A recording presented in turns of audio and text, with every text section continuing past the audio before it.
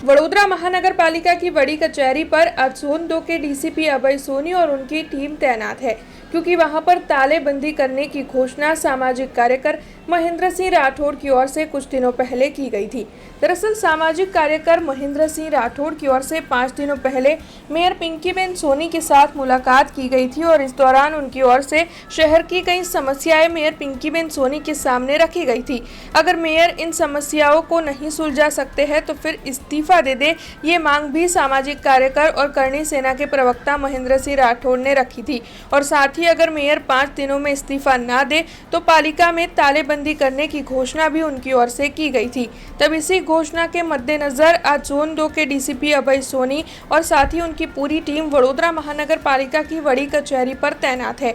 इस मामले में जोन 2 के डीसीपी अभय सोनी का ये कहना है कि अगर सरकारी कचहरी को किसी भी तरीके से नुकसान पहुंचाने की कोशिश की जाती है तो फिर उन सभी को गिरफ्तार कर लिया जाएगा। इस वक्त पुलिस का कड़ा बंदोबस्त पालिका की बड़ी कचहरी पर देखने मिल रहा है।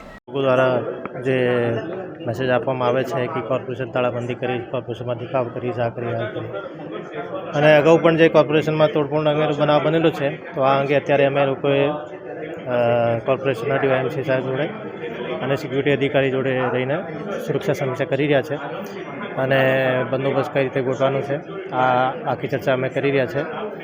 આજના જે તાળાબંધીની જે સૂચના કરવામાં આવેલી હતી તો આને ધ્યાને લઈ અમે લોકોએ 50થી વધારે અમારો પોલીસનો સ્ટાફ અહીંયા ગોઠવવામાં આવેલું છે અને કોઈપણ રીતે સરકારી મિલકતને નુકસાન ના થાય એનું ધ્યાન રાખવામાં આવ્યું છે। જે પણ જે અમે લોકોએ મ્યુનિસિપલ કમિશનર સાહેબ છે એના સંકલનમાં રહીને કામગીરી કરવાના છે।